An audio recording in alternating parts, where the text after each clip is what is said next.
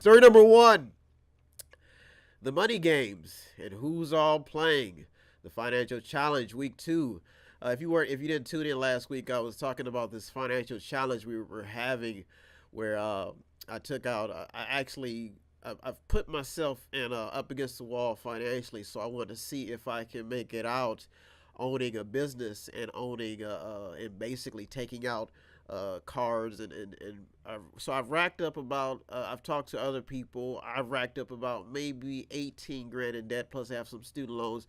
So I've been listening to a lot of people talking about the American dream. I've listened to financial advisors. So I wanted to see I'm doing this experiment on this show to see if the American dream is still alive, and is it hard? You know, you have this battle going on between Democrats and Republicans, and there's a big money game that everybody's talking about. I think there was a story that surfaced about how Ocasio-Cortez and I think Bernie Sanders are basically attacking the rich, and you will see this going on in the United States, period.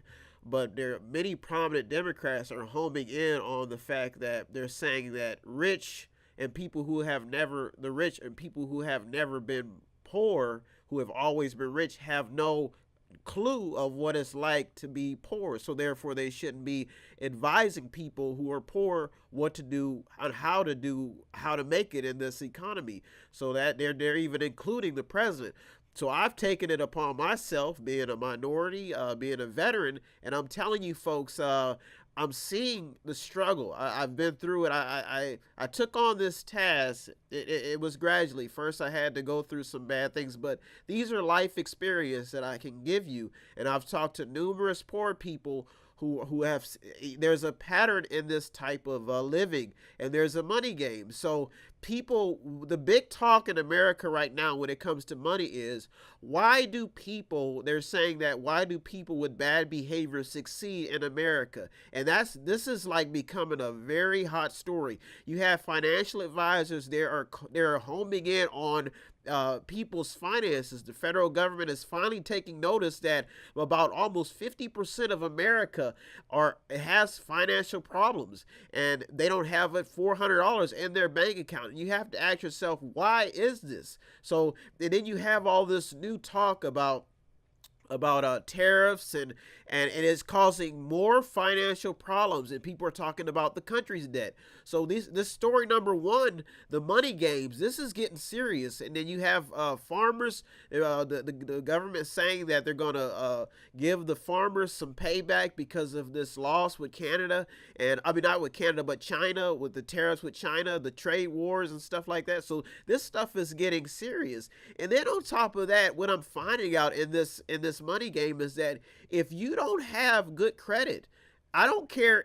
Memorial Day is coming. I've been getting feedback from veterans saying that the system is a game, and they say that these organizations, they promote the support of veterans. They promote the welfare, and I'm telling you, it's like they're putting it out in their ads. But I've done some real deal research, folks, and I'm telling you, if you do not have good credit, you cannot get these loans. I'm being honest with you. If you don't have even on a fixed income as a military veteran, and then there's other sides of this story too, because I'm talking to people who own property and people who own land. They're saying that the people that they give that they rent off of, these people don't even have any type of accountability. They don't take care of the properties. They're saying that they have more rights than the people who have, and the people who have. So folks, this money game in America is heating up, especially in the political arena, because candidates are finding a way to get these votes. They're finding a way to home in on this group of people. There's a lot of broke people in America, folks, and I'm almost there. If I did not serve and I didn't devote my life to public service all these years, but I've done this, and I'm seeing what it's like. I'm seeing what it's like.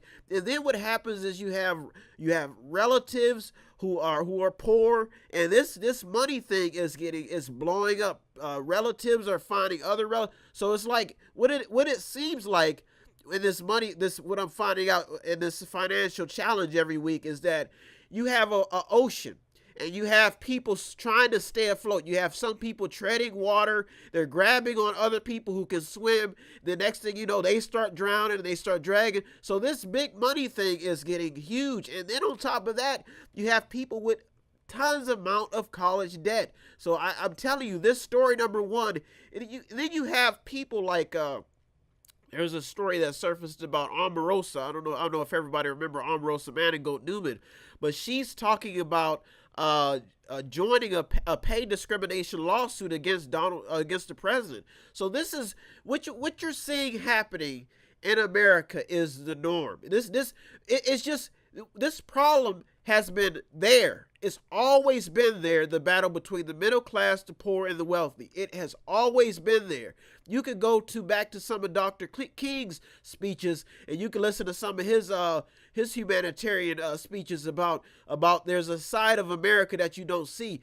And when people see people swimming in the money and they're on TV living lavish lives, and you have people all around you getting no piece of the pie, and they're constantly giving you ads telling you to consume their products, and you're not being fed, there's just a matter of time before all hell breaks loose. And when you have politicians who cater to that one need, centering their policies around poor, taking away from the rich, giving to the poor, this is what you're seeing happening in this system right now. And some wealthy people who have earned their keep are saying they are tired of taking care of people who do not care. So and then you look at the crime waves, the fact we just got through May 7th, and a lot of people didn't show up to the voting. So this is becoming a real deal issue between those who have and those who have less. And I'm telling you, I've been seeing it every day, that if you do not have good credit in this environment, it is very tough to survive. And then you have a lot of people trying to swim. That's how this becomes such a problem. And you have consumption, you have bills, you have a vehicle, and they're saying the cost of living is going to get worse and worse. So it's going to get higher and higher. So folks, I'm telling you, story number one. And then you have these trade wars going on with China. Let's see what else we got here. Then you're talking about how the CFPB chief says the education department will be blocking student loan oversight in some cases. There's been some banks that have been getting in a lot of trouble, even in the EU, with currency rigging.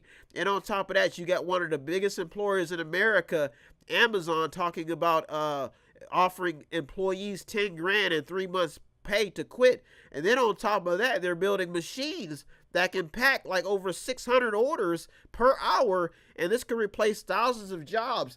And then you're talking to folks, I'm telling you, this is becoming a big story. It's been staying in the news, but it's been slowly easing out. But this story, to me personally, I think it's got to stay alive because there are a lot of people in poverty, especially minorities, people who are living in the slums of America. And I'm telling you right now, they feel like they're not getting a fair shake, and it's getting brutal. And when you talk about women, when women start losing money and they have to take care of children, folks, I see story number one staying in the news. If you're in the media, with me, Brian West, if you want to contribute, I actually believed that when I created this show, I was going to save the world, and that's my belief. So if you want to help out, if you want to help me on any level of work that I have to do research, I have to buy books, I have to read, I have to devote my time to the betterment of this show every week. So if you want to contribute anyway, all you have to do is visit www.method8inc.com, method8inc.com, where you can buy something, click on something, watch something, or just read something. I have to ask people questions, I have to investigate, I have to read stories over, I say, probably 50 to 200 stories a week. So if you want to help out anyway, all you have to do is visit www.method8inc.com, method8inc.com, where you can buy something, click on something, watch something. If you need help, then dial your operator. Have no fear, fellow citizens. The Mediator is here.